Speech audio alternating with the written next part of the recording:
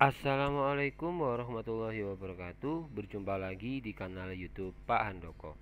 Di dalam video ini saya akan membahas contoh soal P3K bidan tahun 2023. Semoga video ini bisa memberikan manfaat kepada teman-teman yang sedang mengikuti tes P3K bidan tahun 2023.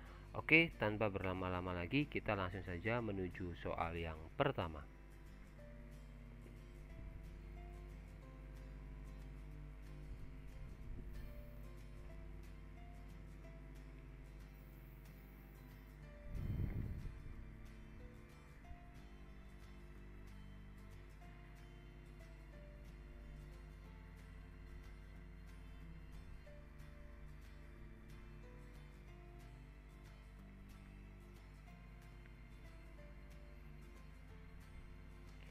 Oke, waktu menjawab pertanyaan ke-1 sudah habis. Jawaban yang tepat adalah opsi yang A, yakni korneal gitu ya. Jadi, respon yang muncul saat bayi menutup mata ketika dielus halus pada glabella adalah respon korneal. Nah, respon korneal sendiri adalah refleks yang melibatkan penutupan mata sebagai respon terhadap sentuhan atau elusan yang diaplikasikan pada daerah di sekitar mata atau kornea. Ini adalah mekanisme perlindungan alami untuk melindungi mata dari rangsangan yang tidak diinginkan. Jadi jawaban yang benar adalah yang C gitu ya, yang A, yang korneal. Sementara itu, pilihan lain yang mungkin dapat dijelaskan ya. Yang pertama adalah pupil gitu. Pupil itu adalah bagian tengah mata yang mengatur jumlah cahaya yang masuk. Respon ini tidak berkaitan dengan penutupan mata saat dielus pada glabella.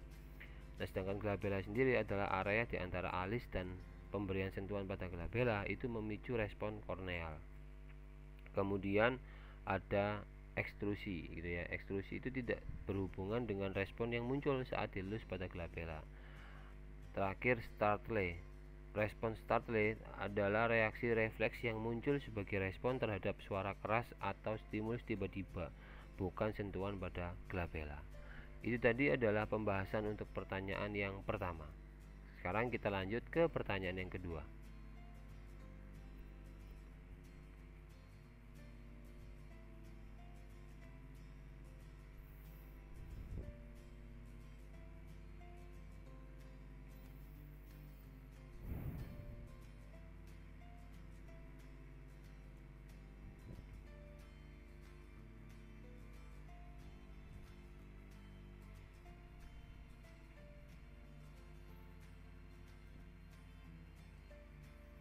Oke, waktu menjawab pertanyaan kedua sudah habis.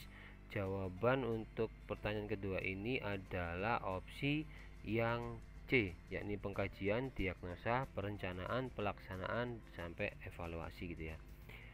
Jadi proses keperawatan keluarga mengikuti urutan yang mirip dengan proses keperawatan pasien individu, tetapi dengan penekanan pada keluarga sebagai unit perawatan. Urutan yang benar dalam proses keperawatan itu seperti ini ya. Yang pertama adalah pengkajian atau assessment. Ini adalah tahap awal di mana perawat mengumpulkan data tentang keluarga, termasuk data demografi, riwayat kesehatan, peran dan interaksi dalam keluarga, serta masalah kesehatan yang ada. Selanjutnya diagnosis.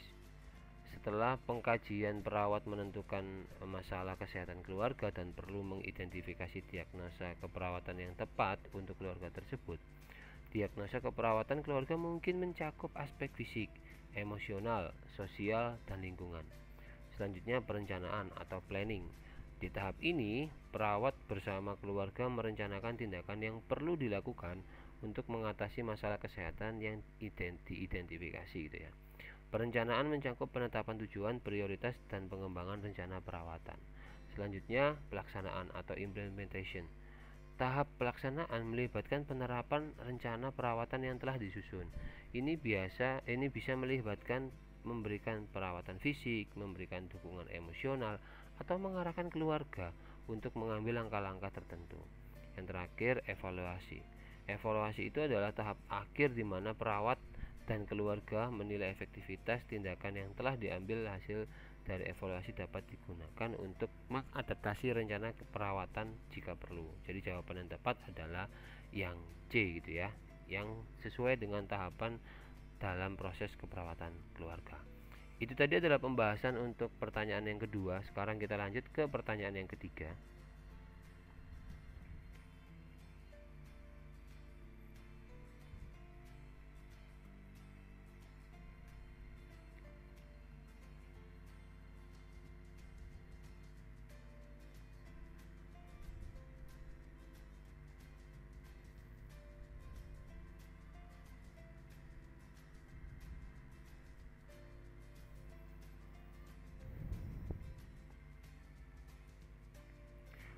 Oke, waktu menjawab pertanyaan ketiga sudah habis. Jawaban yang tepat adalah opsi yang B, yakni tujuan khusus gitu ya. Jadi dalam konteks tujuan keperawatan keluarga, memelihara dan meningkatkan kesehatan adalah tujuan khusus atau tujuan spesifik.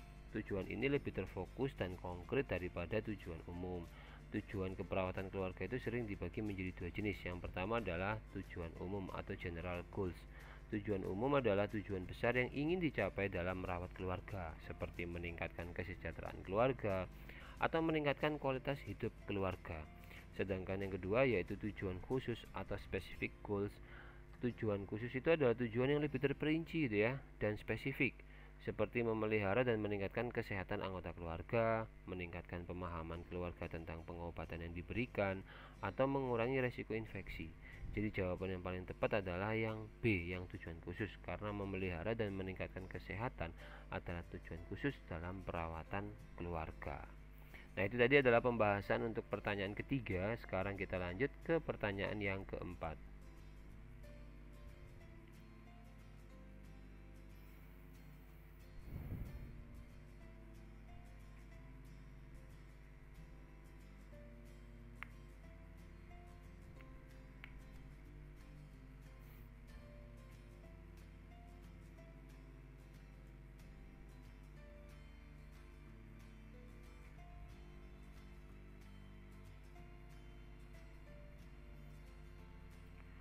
Oke, pertanyaan keempat sudah habis waktu untuk menjawabnya. Jadi jawaban yang tepat untuk nomor 4 ini adalah opsi yang D, yang butik gitu ya. Jadi sasaran promosi kesehatan adalah kelompok atau tempat di mana upaya promosi kesehatan diarahkan untuk mempengaruhi perilaku sehat. Sasaran promosi kesehatan yang umum itu mencakup pertama, keluarga. Promosi kesehatan dapat ditujukan kepada keluarga untuk mempromosikan pola makan sehat, aktivitas fisik, perawatan kesehatan, dan perilaku sehat lainnya. Kemudian ada sekolah. Sekolah ini adalah tempat yang penting gitu ya untuk mempromosikan kesehatan anak-anak dan remaja, termasuk pendidikan tentang pola makan sehat, aktivitas fisik, dan pencegahan perilaku beresiko. Selanjutnya ada tempat kerja. Promosi kesehatan di tempat kerja tujuannya itu untuk meningkatkan kesejahteraan karyawan, mengurangi stres, dan mendorong perilaku sehat. Kemudian ada butik gitu ya. Butik adalah tempat yang biasanya berfokus pada bisnis pakaian dan produk gaya.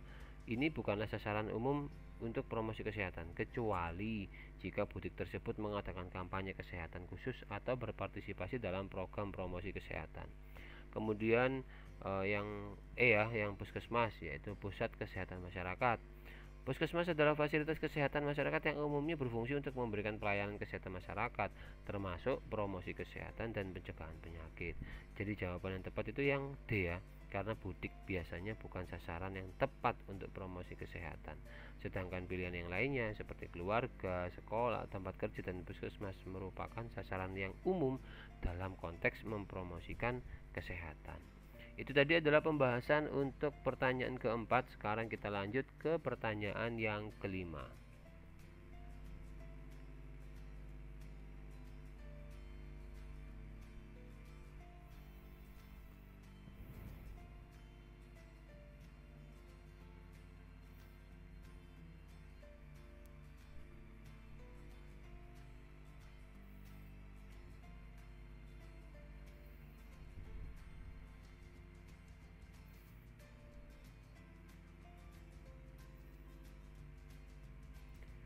Oke, waktu menjawab pertanyaan kelima sudah habis. Jawaban yang tepat untuk pertanyaan kelima ini adalah opsi yang A, yakni keluarga sehat gitu ya. Jadi kriteria yang disebutkan dalam pertanyaan menunjukkan bahwa keluarga Pak Andi adalah keluarga yang sehat. Mereka rajin berolahraga bersama dan memperhatikan asupan gizi, yang merupakan tanda-tanda perilaku sehat dalam keluarga. Nah, jawaban yang lain gitu ya. Yang pertama adalah keluarga risiko tinggi. Ini akan mencakup keluarga yang memiliki faktor risiko tertentu yang dapat meningkatkan kemungkinan masalah kesehatan di masa depan. Selanjutnya ada keluarga rawan. Keluarga rawan mungkin memiliki beberapa risiko atau kecenderungan yang dapat meningkatkan risiko kesehatan, tetapi tidak mengalami masalah kesehatan saat ini. Kemudian ada keluarga bebas penyakit. Ini akan merujuk pada keluarga yang tidak memiliki penyakit atau masalah kesehatan yang sedang berlangsung. Kemudian ada keluarga bugar. Ini akan mengindikasikan keluarga yang memiliki tingkat kebugaran yang baik, tapi mungkin tidak mencakup aspek-aspek lain dari kesehatan seperti pola makan yang sehat atau pencegahan penyakit. Jadi dalam konteks yang ada dalam soal gitu ya, jawaban yang tepat itu adalah yang opsi A, yakni keluarga sehat. Itu tadi adalah pembahasan yang untuk pertanyaan kelima. Sekarang kita lanjut ke pertanyaan yang keenam.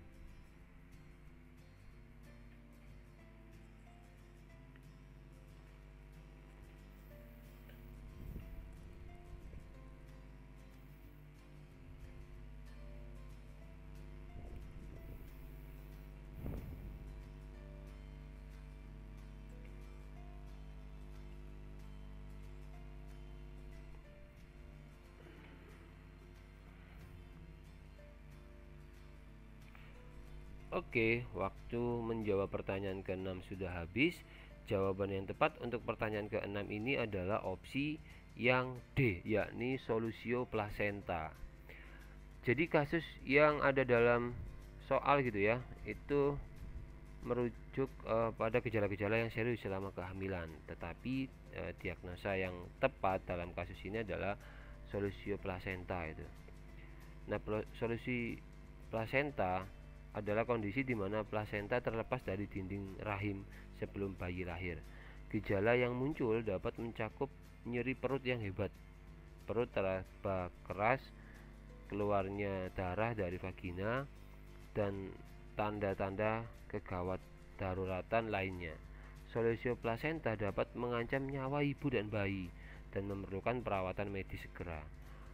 Opsi lain itu ya yang ada dalam pertanyaan adalah yang pertama, ruptur uteri adalah kondisi di mana dinding rahim pecah selama persalinan. Meskipun gejalanya biasanya mirip gitu ya, pada kasus yang diberikan solusio placenta lebih relevan.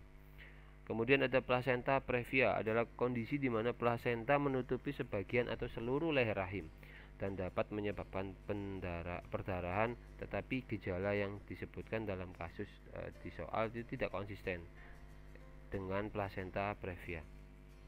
Selanjutnya ada inersia uteri, adalah kondisi di mana rahim tidak berkontraksi dengan cukup kuat atau efektif selama persalinan, yang dapat menghasilkan persalinan yang lambat atau sulit. Ini tidak sesuai dengan gejala yang muncul pada kasus ini.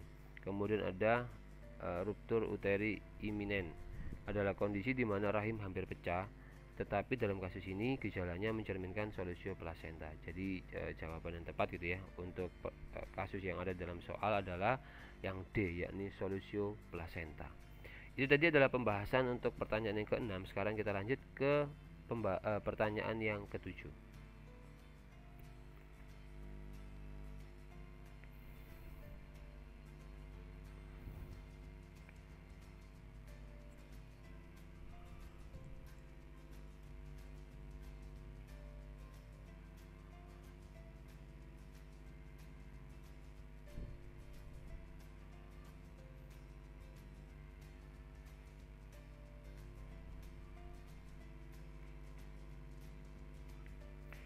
Oke, waktu menjawab pertanyaan ke-7 sudah habis. Jadi jawaban yang tepat untuk pertanyaan ke-7 ini adalah opsi yang C, yakni 48 jam sejak hubungan gitu ya.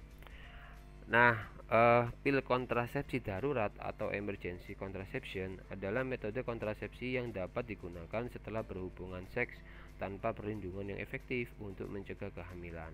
Dalam kasus penggunaan pil kontrasepsi darurat, waktu sangat penting.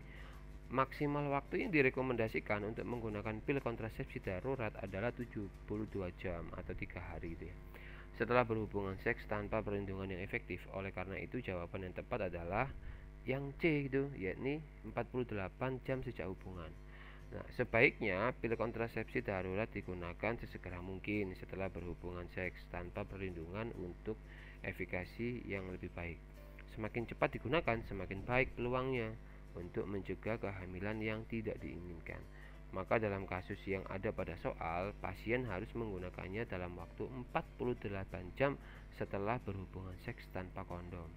Itu tadi adalah pembahasan untuk pertanyaan yang ketujuh. Sekarang kita lanjut ke pertanyaan yang kedelapan.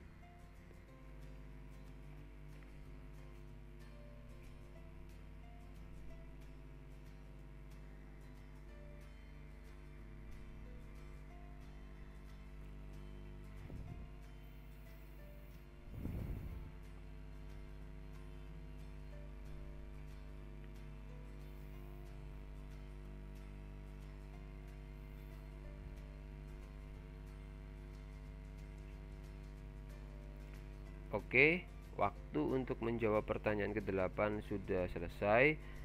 Jadi jawaban yang tepat untuk pertanyaan ke-8 ini adalah opsi yang C, yakni kehamilan bokong gitu ya. Jadi dalam kasus yang ada pada soal gitu ya, gejalanya itu menunjukkan bahwa Nyonya A mengalami kehamilan bokong atau breech presentation. Beberapa tanda dan gejala kehamilan bokong meliputi perasaan berat, sesak nafas, dan bengkak pada ekstremitas karena kepala janin tidak turun ke panggul ibu.